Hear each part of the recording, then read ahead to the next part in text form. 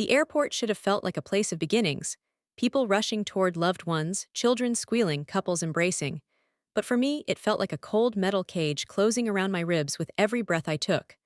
I had always lived my life by schedules, boarding passes arranged in neat folders, trips planned months ahead, meals prepped with precision. But today, none of that mattered. Today, instinct overruled order. For 3 days, I'd called my son, Sterling. 3 days of unanswered rings echoing into silence. And my daughter-in-law, Mara, normally the sweetest soul who always texted me back with little heart emojis, had gone silent a whole week earlier.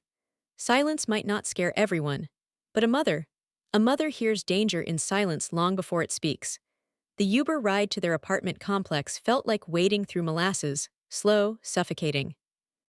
Sterling's building came into view, a beautiful pre-war brick landmark with arched windows and flower boxes. The type of home people took pictures of for real estate magazines. The type of home I bought for them because I thought comfort would protect them from the storms of life. How ironic. The front door to the condo wasn't just unlocked, it hung slightly ajar, as though someone had left in a hurry and never bothered to look back. The moment I pushed it open, a suffocating wave of stale smoke and cheap liquor hit me. My stomach lurched. This wasn't the home I remembered. No scent of fresh coffee, no vanilla candles burning on the stove, just the sour odor of neglect. Clothes lay scattered like debris after an explosion. Empty bottles rolled under my foot as I stepped forward. Unopened bills were stacked on the counter. But the thing that froze me was the small pharmacy bag resting on a dusty table, still sealed. Inside it, the medication prescribed to Mara months ago. Pills she clearly hadn't taken. Pills that could have kept her alive. Alive, my pulse thundered in my ears. A soft cough startled me. I turned sharply to see an elderly neighbor standing in the doorway, gripping her robe as if shielding herself from the ugliness inside. "You must be Sterling's mom," she said, her voice rough but kind. "I was just about to call someone. That girl, your daughter-in-law, was taken by ambulance days ago." She looked so small I didn't think she'd make it. The floor disappeared beneath me for a split second. "When?" My voice barely came out. "2, maybe 3 days back," she replied. "No one's been here since." I didn't remember leaving the apartment. I didn't remember getting in the cab. The next thing I knew, I was storming through the emergency room doors at City General Hospital, demanding answers. The ICU always feels like a frozen world, white walls, machines breathing for people who can't breathe for themselves. The doctor who met me, a tall man with weary eyes, didn't sugarcoat anything. "Mrs. Vance, your daughter-in-law arrived critically dehydrated, severely malnourished, and with advanced pneumonia. She was unconscious when the paramedics found her." Paramedics found her? Alone. My heart sank deeper with every detail. "She's on a ventilator," he continued. "Her body fought alone for too long." I swallowed hard. "Where's her husband? Where's my son?" He hesitated. "We haven't seen him."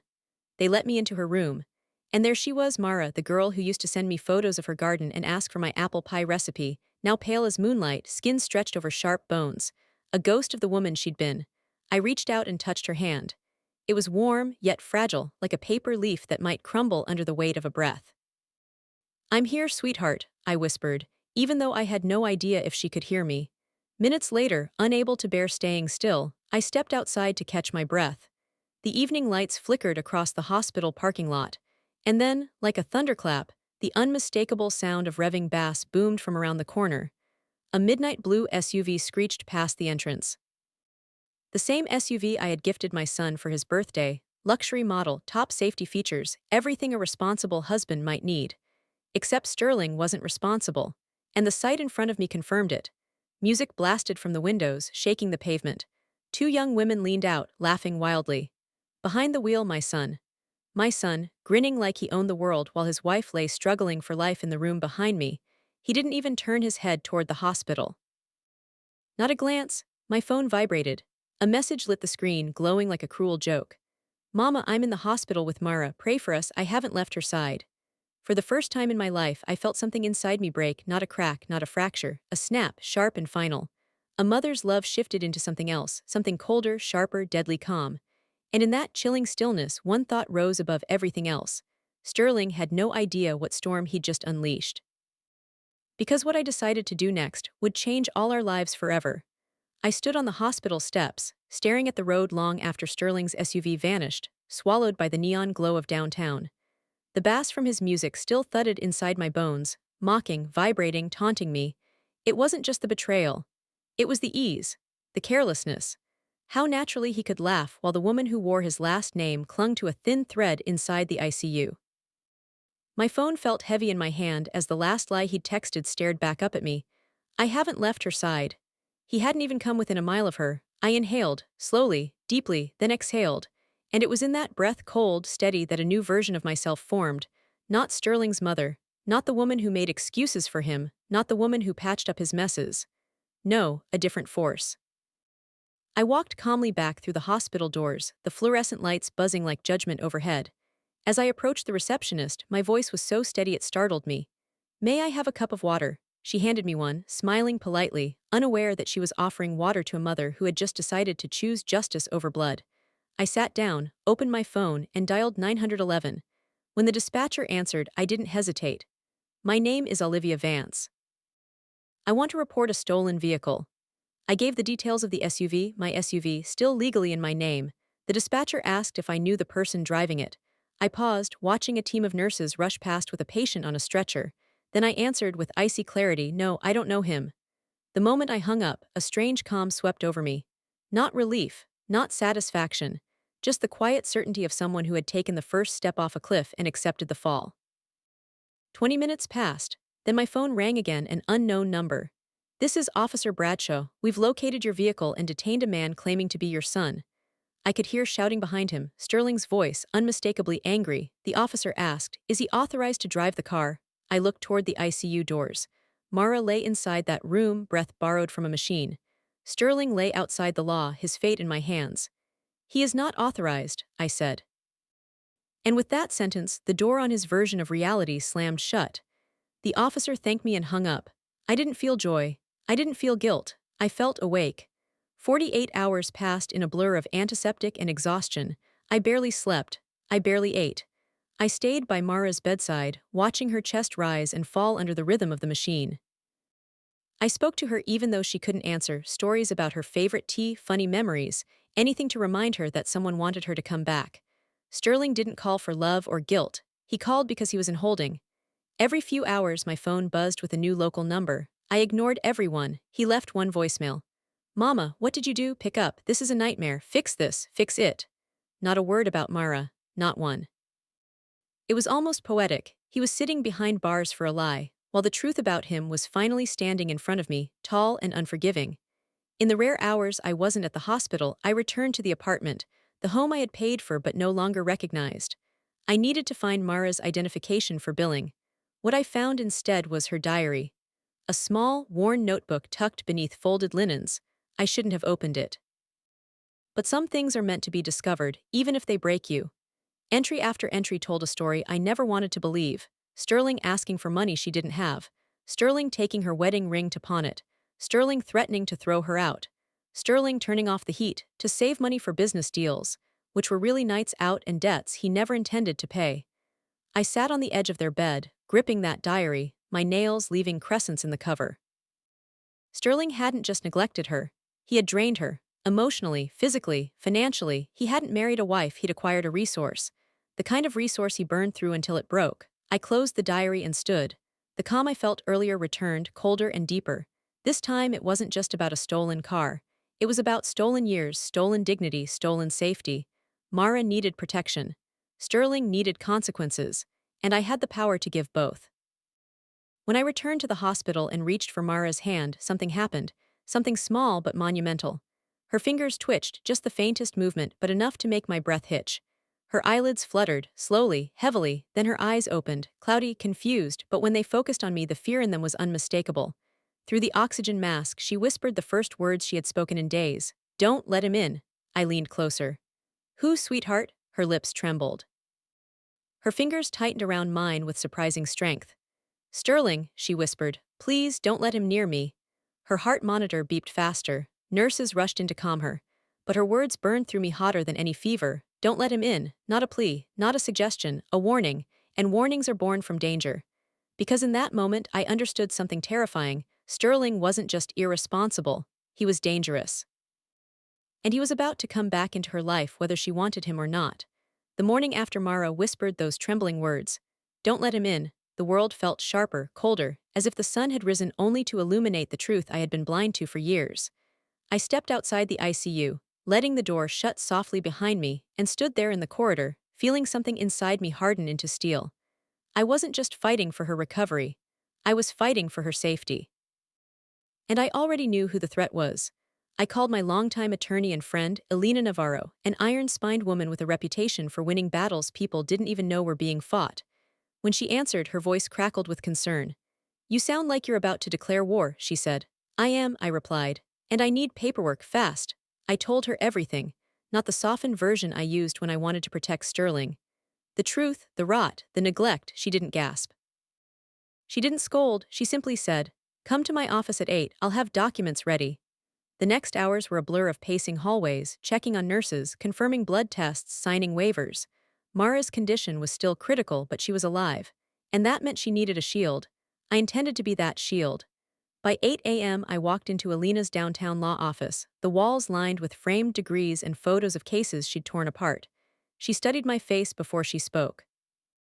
"You look like a woman who hasn't slept in days." "I haven't," I answered, "but I'm awake." She slid a crisp folder across her desk. Inside, a deed, a transfer, the condo officially moving from my ownership to Mara's. My signature would make it hers, entirely, permanently. "You're sure?" Elena asked. "This is a major asset." "I'm giving her a home," I said quietly. "Something she never had," Elena nodded. "Then sign." I picked up the pen. My hand didn't shake, not a tremor. With 3 strokes, I severed the financial umbilical cord tying Sterling to that condo. Elena stamped the papers, sealing my decision in ink and law. But then she pulled out another folder, thin blue.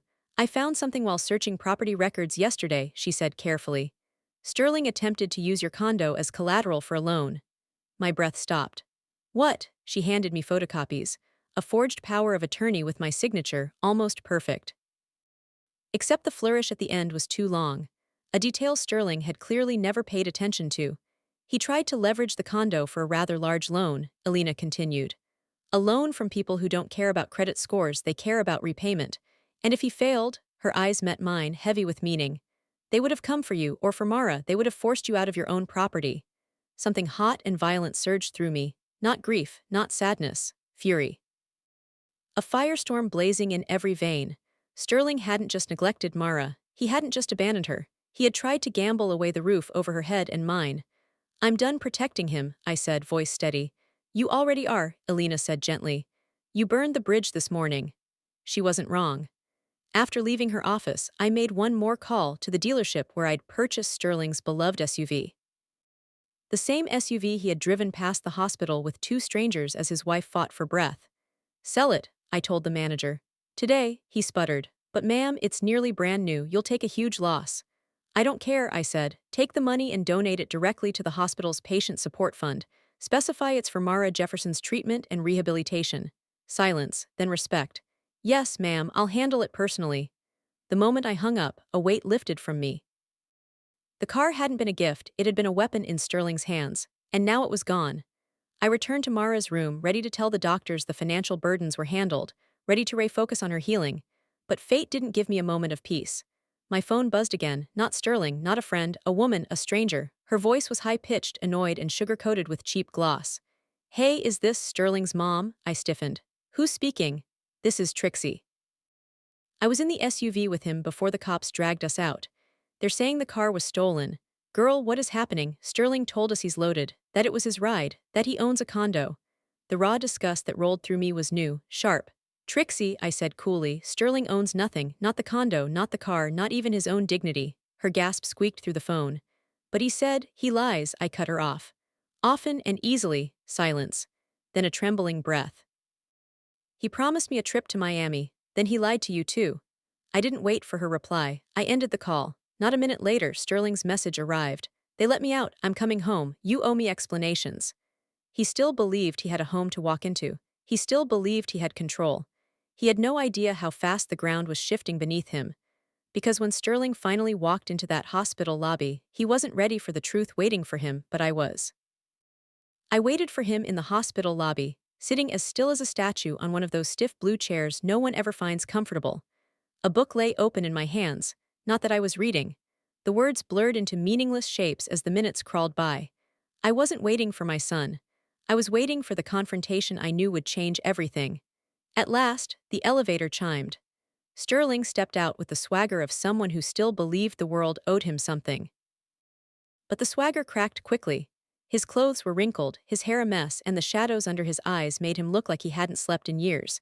He spotted me and stormed over like a man ready to perform outrage for an audience. "What the hell did you do?" he hissed, loud enough for nurses to glance over.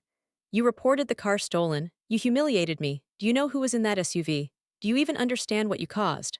I closed the book and placed it neatly on my lap. "You smell like a bar floor," I said calmly. "Maybe take a shower before you scream."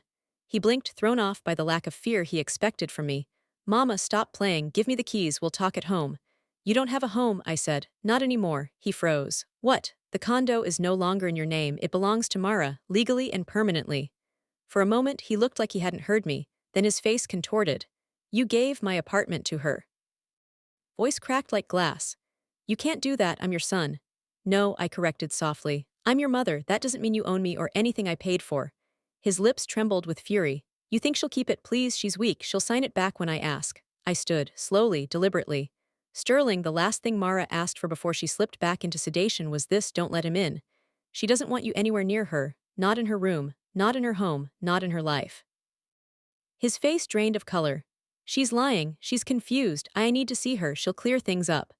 I didn't move as he stormed toward the ICU doors like a man marching into a courtroom where he assumed everyone would still bow to him. He pushed the doors open and ran straight into a wall of muscle. A private security officer I'd hired hours earlier stepped forward, blocking Sterling's path.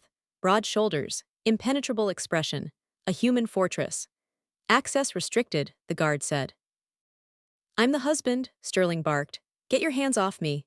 "You're disturbing a critical patient," the guard responded in a tone carved from granite. "Step back," Sterling shoved him. The guard didn't budge an inch. He simply placed one heavy palm on Sterling's chest and pushed, firm enough to move him, gentle enough to avoid injury. Sterling stumbled backward into the hall, eyes blazing with humiliation. "Mama," he shouted. Tell him I can see my wife." I met his eyes with a calm he couldn't interpret. "Take him out," I said quietly. The guard obeyed instantly. The ICU doors shut behind him with a slam that echoed through the corridor. Sterling stood panting, disheveled, cornered. I could practically smell the fear rolling off him as reality, cold and merciless, finally reached him. Then his face shifted, softened, collapsed. "Mama," his voice cracked. "Mama, please, I'm sorry, I messed up, I panicked, I love her, I love you, don't do this. Please don't throw me away." He dropped to his knees, grabbing the hem of my coat, sobbing like a boy who'd spilled milk, not a man who had nearly destroyed 2 lives. It might have fooled anyone else, but not me, not anymore. "Stand up," I said. "We're going somewhere quieter." He followed me down a long hallway, past nurses, past beeping machines, until we reached an empty corridor where the only light came from a flickering fluorescent bulb above us. It buzzed like an electric warning. Sterling stopped in front of me, still trembling. "Just give me money," he said suddenly. "I'll fix everything, I swear it, I'll pay everyone back, I just need time." "So you do owe dangerous people money," I said quietly. He stiffened. The fear in his eyes deepened. I had struck truth. "Mama, they're going to hurt me if I don't pay, please, you're the only one who can help." I removed a folded sheet of paper from my bag. It was the deed with the registrar's official stamp. "This is the condo you thought you could inherit," I said. "That you tried to mortgage using a forged signature of mine. It now belongs to Mara, and it will stay that way." He stared at the paper, disbelief giving way to cold, ugly hatred. "You're choosing her over me," he whispered. "No," I replied. "I'm choosing right over wrong. I'm choosing protection over destruction." He clenched his fists, knuckles white. "I'll fight this, I'll sue, I'll drag everyone into court. You think you can erase me?" "I already have." His eyes darkened. "This isn't over." "It is," I said, "for you." But I didn't know then the next place Sterling would go after leaving the hospital would be the one place that could burn everything I'd built to the ground. Sterling didn't leave the hospital quietly. He stormed out like a man betrayed by the universe, shoulders tense, fists clenched, muttering curses under his breath. As soon as the sliding doors shut behind him, I felt a tremor of unease ripple through me, not fear of him, but fear of what a desperate man might do when every lifeline had been cut. And I knew exactly where he'd go: the condo, the place he still believed he could claim, the last shred of power he thought he had. I called Alina immediately. "He's heading there," I said. "He'll try to get in before the locks are changed." "We're ready," she answered. "Police are already supervising." The locksmith should be finishing any minute. Do not let him inside, I warned. Not even for a second. You have my word. What happened next was described to me later, but the image formed so vividly in my mind it felt as though I'd been standing right there beside him. Sterling reached the building in a frenzy, practically tripping over his own feet as he took the stairs two at a time. His breath came in ragged bursts. He pulled out his old keys with trembling fingers, convinced if he could just get inside, he could grab valuables, electronics, jewelry, documents, anything to sell. But as soon as he reached the third-floor landing, he stopped dead. The front door was wide open. Two workers in uniforms knelt at the threshold, one drilling out the old lock cylinder while the other installed a state-of-the-art security system. Standing near them was Alina, arms folded, expression cool as polished steel. Beside her, two uniformed officers. A scene that would have terrified a reasonable man. But Sterling wasn't reasonable, he was cornered. "What the hell is this?" he shouted, voice cracking. "This is MY Place, move." The worker didn't even glance back, just kept drilling. "This is a private property," Alina replied calmly. "And you no longer reside here, you've been legally removed from the lease." Sterling's face went beet red. "Removed? Without me? That's illegal." The officer stepped forward. "Stand back, you have no legal right to enter." Sterling tried to push past him, aiming for the bedroom, probably hoping to get to a safe he once bragged about, but the sergeant blocked him with a single step. "Touch me again and I'll arrest you," the officer warned. "Do you know who I am?" Sterling spat. "A trespasser," Alina replied, "and a recently deregistered occupant. Here," she held up a printed certificate. "Proof the condo is now owned solely by your wife." "My wife," he barked. "That sick little mouse. She can't survive without me." "No," Alina corrected, "she nearly died because of you." Before Sterling could say another word, one of the workers dragged out two large black trash bags and a duffel, dropping them at his feet with a heavy thud. "Your belongings," Alina said. "Everything else stays. The laptop, the TV, the console, all purchased under Mara's credit, they remain in the home." Sterling stared at the trash bags, horrified. "You packed my life into garbage bags." "No," Alina replied without emotion. "You did that yourself." Something inside him snapped.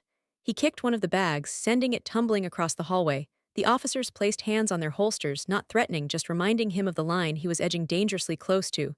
"Take your things," the sergeant said, "and leave." Sterling grabbed the duffel, his hands shaking uncontrollably. With a final glare full of venom and desperation, he hissed, "You'll regret this, all of you." Then he disappeared down the staircase like a man running from the ruins of his own life.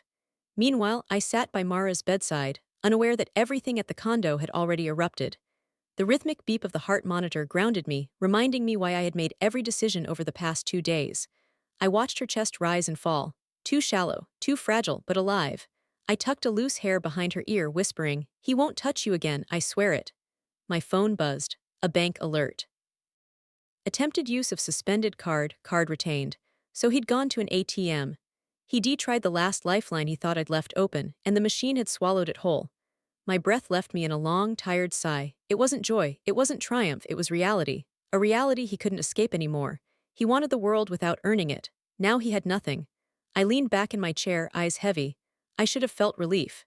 Instead, I felt the unsettling calm of a storm that had not yet passed. And I was right to feel it, because 1 hour later Alina called. Her voice, normally composed and razor-sharp, held an edge I had never heard before. "Olivia," she said, "you need to sit down." My pulse quickened. "What now?" "It's Sterling," she said. "After he left the condo, he didn't disappear." I swallowed. "Where did he go?" "He went somewhere far more dangerous." A chill rippled through me. "Where?" "To the people he owes money to." And whatever happened in that meeting was about to bring the danger straight to us. When Alina's voice told me Sterling had gone to see the people he owed money to, a cold throb pulsed behind my ribs. Not fear for him, fear for what desperate, cornered men often do after a violent reckoning. He had burned every bridge he had, but there was still one path he might try to claw his way back through me. I tightened my hand around the phone. "How do you know he went to them?" "I have contacts in that neighborhood," Alina said. "One of the business owners saw him get dragged into a back room behind a pawn shop. He walked in angry and came out looking like he'd rather be in a coffin." A slow breath left me. "Is he still there?" "No, they let him go." A pause. "And that's the bad news." "Why?" "Because they do let anyone go without a message." The words settled over me like ash, silent, suffocating, unmistakably fatal. I hung up and paced the quiet hospital hallway. The lights above flickered with that cold white glow hospitals pretend is calming. None of it mattered. Somewhere out in the city, Sterling had just been shoved to rock bottom, and the thing about rock bottom was that only two instincts survived there: begging or revenge. My son didn't beg. Hours passed like dripping tar. I stayed by Mara's bedside, watching her fight for breath with every mechanical rise and fall of the ventilator. Her eyelashes fluttered occasionally, like she was drifting between worlds, choosing whether to return. Every time her fingers twitched, I felt something inside my chest soften, only for reality to harden it again. She didn't know what storm waited outside those hospital walls, and I intended to keep it that way. But the storm found me first. Just after sunset, while the ICU was washed in a dim, quiet blue, my phone vibrated again. The number was unknown, but the text preview froze my blood. "We need to talk now, Sterling." I stepped into the hallway and opened the message fully. "Sterling, I'm outside the hospital, come alone." My jaw clenched. Of course he wanted me alone, cornered, vulnerable, ripe for manipulation. But this time, I wasn't stepping into his trap. I was stepping onto higher ground. I walked through the lobby, past the volunteers, past the receptionist. And then the automatic doors slid open, and there he was, leaning against a lamppost, hood up, posture rigid as a coiled animal. The streetlight cast harsh shadows across his face, highlighting the swelling near his cheekbone and the dark bruise forming along his jaw. He wasn't just shaken, he was beaten. He straightened when he saw me but didn't step forward, almost like he wasn't sure he was allowed to. His voice cracked the moment he spoke. "Mama, they want their money. I don't. I don't have anything left." For a split second, he looked small. The same boy who once scraped his knees on playground asphalt and ran crying into my arms, but I wasn't the same mother, and he wasn't the same child. "What did they say?" I asked. Sterling swallowed hard. "That they'll come after everyone connected to me if I don't pay. Everyone." His eyes lifted to mine with a look I recognized too well, panic mixed with expectation. "You have to help me," he said. "Please. They're after me now. You took everything." "My fault." My voice was low, steady. "Sterling, you stole from Mara, you lied, you forged my signature, you let her rot alone, you nearly killed her." "She's fine," he shouted, then winced, pain shooting across his jaw. "Those doctors are exaggerating, and you're blowing everything out of proportion. I didn't mean for her to get that bad." Anger flared in me, hot and sudden. "You turned off the heat in winter. You left her without food or care. You drove her to the edge." He pressed the heel of his hand against his forehead. "I had debts, Mama, real debts. You think life is cheap, you think I had a choice." "You always had choices," I said. "You just never chose responsibility." He glared at me with eyes that once shone with charm but now burned with bitter entitlement. "You're going to give me the money," he said, voice colder. "Because if they come for me, they'll come for her too." A chill slithered up my spine. He wasn't pleading now. He was threatening. "You're dragging Mara into your mess again," I said quietly. He smirked thin, ugly. "I'm not dragging her, she's already tied to me, legally, emotionally, and when she wakes up she'll take me back, you'll see." And suddenly I wasn't speaking to a wounded son, I was speaking to a predator, one who had mistaken dependency for love, one who believed ownership equaled connection. "No, Sterling," I said, stepping closer. "She won't take you back, ever." His expression darkened. "You can't stop her from seeing me." "Yes," I said calmly, "I can." He laughed, but the sound was hollow and desperate. "You think a piece of paper, a security guard, or your lawyer can stop me? Mama, I'm her husband." I didn't blink. "She begged me not to let you in." His mouth twitched, not with guilt, with anger. "You'll regret this," he muttered. "Both of you." A threat, plain, sharp, direct. I turned to go back inside, but before I could take a step, Sterling whispered something that made every muscle in my body stiffen. "Mama, I won't lose everything. Not without taking something back." And I realized Sterling wasn't planning to disappear. He was planning to strike. And Mara was still trapped in a hospital room, one unlocked door away from him. I didn't sleep that night. My body was exhausted, but my mind stayed wired, replaying Sterling's chilling last words like a broken alarm. "I won't lose everything, not without taking something back." He wasn't talking about money. He wasn't talking about the condo. He was talking about Mara. She was the last piece of control he still believed he owned. Around 3 a.m., I got up from the stiff hospital chair and walked toward the nurses' station. The night staff was quiet, sipping lukewarm coffee and entering notes into computers. The hallway lights flickered dimly, casting long shadows that reminded me just how vulnerable this place was. "Excuse me," I said, my voice steady but edged. "No one except medical staff and myself is allowed inside Mara Jefferson's room. Under any circumstances, if her husband arrives, you call security immediately." The nurse nodded sympathetically. "We understand, ma'am. We've been informed." But policies weren't enough. Not against a man like Sterling, cornered, furious, unpredictable. I requested a second security guard posted near ICU for the night. It wasn't paranoia, it was preparation. Hours passed in a haze of fear and vigilance. I watched every shadow, every movement in the corridor. I flinched each time the elevator dinged. Mara lay unconscious, unaware that danger hovered just outside the world of beeping machines and sterile curtains. Just before dawn, her heart monitor beeped irregularly. I shot out of my chair. A nurse rushed in, checking her vitals. She's stabilizing, the nurse reassured. Sometimes this happens as they transition in and out of sedation. I reached for Mara's hand. It twitched faint but deliberate, she was still fighting. And as long as she fought, I would barricade her world against him. Around 7 a.m., while I stepped into the hallway to stretch my stiff legs, I caught sight of movement near the elevator again. It slid open. Sterling's silhouette stood inside. My entire body turned to ice. He stepped out, shoulders hunched, hood pulled up. His eyes were wild, darting, scanning as if he were searching for a way around the rules, around the walls around me. He didn't see me yet. The guard by the ICU door stiffened. Sterling zeroed in on the guard. "I'm here to see my wife," he said, breath coming fast. "Get out of my way." "Not permitted," the guard replied firmly. "It's my right," Sterling snapped. "I'm her husband." I stepped forward. "Touch that door," I said, "and you won't walk out of this hospital voluntarily." He turned sharply, rage flashing across his bruised features. "You can't keep me away forever, I have rights, she'll wake up and she'll ask for me." "No," I said quietly. "She'll wake up and remember what you did." His jaw tightened. "I took care of her, I was under pressure, I made mistakes but I didn't hurt her intentionally." "Neglect is still violence," I said. "You left her to die." He took a step toward me but the guard intercepted instantly. "You need to leave the ICU floor," the guard ordered.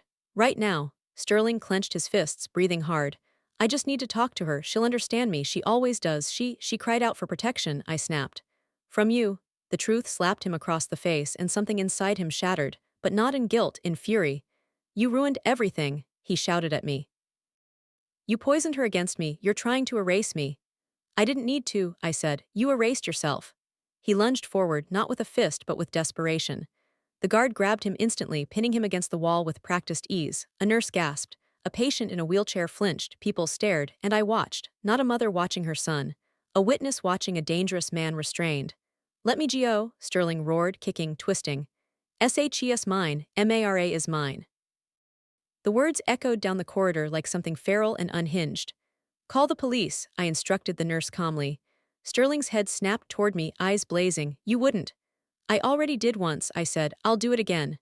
He thrashed for a moment longer but then something changed. His fight drained, his shoulders slumped, his eyes went hollow and he laughed, not joy, not mockery, a broken, chilling sound that sliced through the hallway. "Fine," he whispered. "You win." The guard loosened his grip slightly. But Sterling's eyes lifted and locked on Mara's closed door. And what I saw inside them wasn't surrender, it was calculation, a spark of something dangerous, a seed of a plan forming. The police arrived minutes later and escorted him out. He didn't resist, he didn't glance back at me. But before the elevator doors closed, he spoke just loud enough that only I heard. "This isn't over. If you think she's safe behind one guard and a closed door, you're wrong." Then the doors shut, leaving me with a fear I had never known before. Because for the first time, I realized Sterling didn't need to break into the ICU to reach Mara. He just needed someone else to let him in. And hospitals are full of people who trust a man holding flowers and saying, "I'm her husband." Hospitals are strange places, safe but porous, guarded but full of pathways. People come and go with clipboards, carts, coffee cups, blankets, visitor badges. And a simple nod often substitutes for actual security. As soon as Sterling disappeared into the elevator with police escort, I asked for the head nurse. A tired-looking woman in blue scrubs approached. "I need you to listen," I said firmly. "My son is not allowed near my daughter-in-law. He is unpredictable and dangerous. He will try to manipulate staff. He will lie. He will charm. He will bribe. He might come dressed differently or send someone else pretending to be a relative. You must not let anyone into her room unless they are verified on the approved list." The nurse sensed the urgency beneath my calm tone. "I understand. I'll alert every shift." But fear doesn't care about protocols. Fear pointed out the obvious. Sterling had once been charming enough to fool all of us. He could fool strangers even easier. By late afternoon, exhaustion clung to me like a second skin. Mara remained unconscious, her breath shallow but steady. The doctor said she might begin showing signs of awakening in the next 24 hours if her body continued stabilizing. I should have been relieved. Instead, dread coiled around my spine. Because if she woke up, if she opened those fragile eyes, Sterling would see it as his last chance to win her back. And desperate men cling hardest when they have nothing left. Just before 5 p.m., I stepped out to get a cup of tea from the vending machine at the end of the hall. The bitter warmth grounded me. When I turned back toward the ICU, two interns pushed through the double doors, laughing softly, carrying charts. A cleaner cart rolled by. Everything seemed routine, too routine. When you've been living in emergency mode long enough, silence becomes suspicious. I hurried back toward Mara's room just as a figure rounded the corner. A man tall, wearing blue scrubs, carrying a bouquet of white lilies. His ID badge swung from his chest. He walked with purpose. Straight toward the ICU. My heart hammered. Visiting hours hadn't started. No medical staff brought flowers. "Excuse me," I called out. He didn't turn, I moved faster. "Excuse me," he kept walking. The lilies trembled faintly in his grip. My pulse spiked. I jogged now, closing the distance just as he reached for the ICU door. He placed a hand on the handle. "Stop." He turned slowly like a stage actor caught out of character. Under the bright hospital lights, I saw his face clearly, not Sterling, but younger, close enough. A stranger who might have been hired, coerced, or sent. "Who are you?" I demanded. He blinked as though offended. "I'm visiting a patient." "Who?" "My aunt." The pause was too long, the lie too thin. "Name?" I pressed. He glanced at the flowers. "She's in room 403. There was no room 403 in this unit. This wasn't a coincidence. This wasn't a mistake. This was an attempt. "Security!" I shouted. Two guards sprang forward from behind the reception desk. The man bolted, dropping the flowers. The guards sprinted after him, tackling him near the elevators. One grabbed his wrists, the other yanked the badge from his neck. "What's your name?" the guard demanded. The man clamped his mouth shut. "Did Sterling send you?" I asked. He didn't speak, he didn't have to, because when the guard turned the badge over we saw it clearly. The ID was a fake. A high-quality fake. And printed across the top was the hospital logo, perfectly replicated. Someone had helped him make it. Someone with access. Not a random thug, not a paid stranger, a collaborator, possibly inside the hospital. The head nurse rushed forward, pale. "Check every door, confirm all staff on shift." Protocols kicked in instantly, but my blood was already cold. What if the man wasn't alone? What if he had already slipped past earlier? What if another accomplice was still wandering the floors, blending in? I ran to Mara's door. The guard I'd posted outside was still there, alert, watching. Relief washed through me in a tidal wave. "She's safe," he assured me. "No one got past me." But safety felt fragile now, like glass under a hammer. They had tried to get to her. And this was Sterling's style. This was someone else's doing, someone organized, someone desperate to collect Sterling's debt. This wasn't about a husband reclaiming control anymore. This was debt collection. And Mara, weak, unconscious, unaware, was leverage. An hour later, after giving statements to hospital security and police, I returned to her room. She looked small amid the tubes and blankets. So small. So unprepared for the war outside her door. I sat beside her and whispered, "They're trying to reach you, but they won't, I promise you that." Her eyelids fluttered, a tiny reaction, maybe a flicker of awareness, but I wasn't sure. All I knew was this: if those men wanted payment, if they wanted to send a message, if they wanted collateral. Then Mara wasn't their only target. And I realized something horrifying: they might come for me too, to force Sterling's compliance. To pressure me into surrendering money I no longer had. I wasn't just protecting her now. I was the next pawn on the board. But the real blow came when the police returned an hour later, holding something they'd found in the alley outside the hospital. Something that proved Sterling hadn't just planned to reach Mara. He had planned to take her. The police officer held a small evidence bag in his gloved hand, and the moment I saw what was inside, my throat tightened. A syringe, unused, capped, but the meaning behind it was unmistakable. "This was found behind the hospital near the service alley," the officer said. "We believe it was dropped by the individual who attempted to access the ICU." My breath caught. "Was it filled?" "No," he assured. "It's empty, but it was prepared. Someone intended to load it." I stared at it, horror crawling up my spine like ice water. The idea wasn't random. It wasn't improvised, it was intentional. "What exactly," I managed to ask, "would someone need a syringe for if they planned to take her?" The officer exchanged a grim look with his partner. "Sedation, restraint, intimidation." He lowered his voice. "Or to threaten harm if anyone interfered." For a moment, the entire world around me, the beeping monitors, the fluorescent lights, the squeak of nurses' shoes became a dull hum. My heartbeat was loud enough to feel in my fingertips. They weren't just trying to get to her, they were trying to extract her, move her, use her, control her through Sterling. The officer continued, "We believe whoever sent him intended to make sure Sterling paid his debts, by whatever means necessary." This was no longer a domestic conflict. No longer a family fracture. This was criminal, organized, cold, and Sterling had unleashed it. The nurse asked if I wanted to step out and take a break. I couldn't. I went straight to Mara's bedside, gripping the railing like it was the only thing keeping me steady. She looked helpless, pale, fragile, but even unconscious, she radiated a kind of quiet resilience. I leaned close, whispering the truth she couldn't yet grasp. "They were going to take you, and I won't let that happen. Not now, not ever." I pressed a gentle kiss to her forehead. She didn't move, but I believed that somewhere inside she heard me. The police spent the next hour on the floor, questioning staff, reviewing security footage, checking exits. Every moment they worked, my panic deepened, because something didn't add up. How did these men know what Mara looked like? How did they know which floor, which room, which door? Sterling never had the intelligence to plan something like this. He didn't understand logistics, he didn't think ahead, he acted impulsively, chaotically. This was precise. Coordinated, planned, someone else was helping, someone who had access, a nurse, a tech, a clerk, a maintenance worker, a security guard. Hospitals are filled with vulnerabilities, and Sterling had become a liability to men who didn't tolerate liabilities.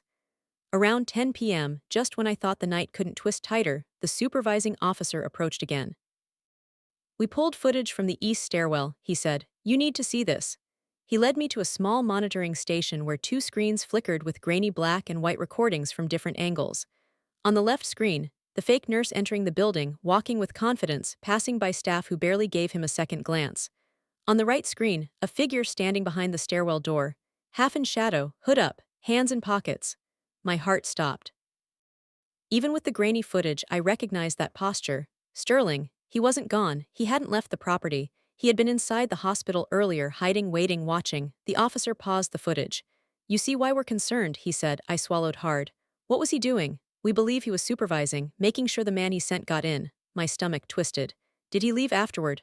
"We haven't confirmed," the officer admitted. "He never exited through the main doors. He may have gone through a service exit, or he didn't finish the sentence. He didn't need to." The implication hung heavy in the air. He could still be in the building. I pressed my hand over my mouth, steadying myself. "You need to sweep the entire hospital, every floor, every stairwell, every supply room." "We're already on it, but we wanted to show you this because," the officer hesitated, "we believe you may also be a potential target." The room felt colder. "Me?" "Yes," he said. "If they can't get to her, they may try to force Sterling's compliance by taking you." A chill spread through my bones. I wasn't scared for myself. Not really. But if something happened to me, Mara would be defenseless, alone, unprotected, and Sterling, lost, reckless, terrified, might surrender her to save himself. I straightened my shoulders. "I'm not leaving this hospital," I said. "Not while she's here." The officer nodded. "Then we'll assign a guard to you as well." It was surreal being protected from my own son.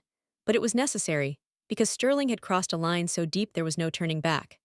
Hours later, after the building sweep began and the hallways filled with discreet law enforcement, I returned to Mara's bedside. I held her hand, her eyelids fluttered again. But this time they opened, just a sliver, just enough to reveal a dazed, glassy awareness. "Mara," I whispered, leaning closer. She blinked, slow, weak but purposeful.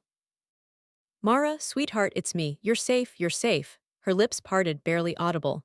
Where is he?" My stomach dropped. Even unconscious, even half-conscious, her first thought was fear, and she knew exactly who she meant. "He's not here," I said firmly. "He will never get to you again." But even as I said it, something inside me whispered a warning. We weren't finished, not even close, because the moment Mara opened her eyes, Sterling's last remaining leverage vanished. And desperate men don't walk away from lost leverage. They strike harder, and sooner. When Mara's eyes opened, even slightly, it felt like the world shifted back onto its axis. The machines hummed, the lights buzzed softly, and the sterile air of the ICU seemed to settle around her like a shield instead of a tomb. I squeezed her hand gently, and her fingers curled weakly in return. "Sweetheart," I whispered, forcing my voice to stay steady, "you're safe now. I'm right here." Her gaze drifted around the room with slow confusion. The oxygen tubes, the monitor, the IV line, fear flickered across her expression, then returned to me. "Where is Sterling?" she asked. "Not is he okay, not does he know I'm awake, just where is he?" Fear, raw and instinctual. "He's not allowed near you," I assured. "He tried to reach you, but he was stopped. You're safe." Her eyelids fluttered. He said he'd come back. Not anymore, I said, more to myself than to her. Not ever again. A soft knock sounded at the door. The guard stepped inside. Ma'am, he said quietly, police are here with an update. I told Mara I'd be right back, kissed her forehead and stepped into the hallway. Two detectives waited near the nurse's station. Their faces were grave. Ma'am, we need to speak with you privately, one said. I nodded, letting them lead me into a consultation room. The taller detective sat across from me. We completed a sweep of the building. Sterling is no longer on the premises. Relief washed through me, but too quickly. However, he continued, we did find something outside, about half a block from the hospital. My heart clenched. What was it? A phone, cracked, battery removed, registered under your son's name. He slid a photograph across the table. And this message was found in the drafts folder, never sent. My breath hitched as I read it. If I can't fix this, I'll end it. Debt, family, all of it. My hands trembled, but not with fear. With a strange, complicated ache I wasn't ready to name. He wrote this after he was taken into custody earlier, the detective added. Your son is in deeper trouble than we anticipated. The individuals he owes money to are escalating. Escalating how? I asked. We believe the attempt on your daughter-in-law wasn't just leverage, it was retaliation, and they're not finished. My jaw tightened. What does that mean for Mara? It means we recommend transferring her to a different facility under temporary protective custody. I shook my head immediately. She's too fragile. Moving her could set her recovery back. We understand, the detective said, but we can't ignore the risk. I took a slow breath. I'll stay with her day and night, and she will remain protected, but she's not leaving this hospital until she's medically cleared. The detective exchanged a look with his partner. Then we'll increase security. When I returned to Mara's room, she was trying to adjust herself slightly, wincing with the effort. Her eyes softened when she saw me. You left, she whispered. Only for a moment. She swallowed thickly. I heard shouting. Before I collapsed, I heard him say terrible things. You don't need to remember that now, I told her gently. But she insisted, her voice barely audible. I heard him say he wished he never met me. The words broke something inside me. Mara, I said, gripping her hand firmly, you didn't ruin his life, he ruined his own. A tear slipped down her cheek, I wiped it away. He tried to take everything, she whispered. And he didn't, I said. You're still here, her breathing steadied. So what happens now, she asked. Now, I exhaled. Now you heal and I protect you, and we rebuild piece by piece. She nodded, eyelids growing heavy again. I brushed her hair back. Rest, I'm not going anywhere. As the guard stood outside her door and the detectives stationed themselves on the floor, a strange calm settled over me. For the first time in days, my body felt grounded. My heart stopped racing. My mind stopped spiraling, because all that mattered was here. Alive, recovering, safe at least for this moment. Hours passed. Night deepened. Staff changed shifts. Machines beeped their steady lullaby. I sat in the dark room, holding Mara's hand, watching her sleep with a quiet determination. I didn't think about Sterling. I couldn't not now, but fate wasn't finished with us. Just after midnight, a call came through to the hospital line. The nurse picked it up, her expression tightening before she came to me. Ma'am, police want to inform you of something. My pulse quickened. What happened? They located your son. My lungs froze. Is he alive? The nurse nodded. Yes, he was found walking along the river bridge, disoriented, injured. They've taken him into custody again. I closed my eyes for a moment. Relief, exhaustion, sadness, all tangled into something sour and heavy. Sterling's destruction had finally circled back to him, but without dragging Mara any further into the abyss. Thank you, I whispered to the nurse. When she left, I looked at the sleeping figure in the bed beside me. Mara, broken but breathing, bruised but fighting, fragile but finally free. I leaned close, whispering, You're safe now. And tomorrow we start over. She exhaled softly, her fingers tightening around mine even in sleep. And for the first time in a long, long time, I believed it.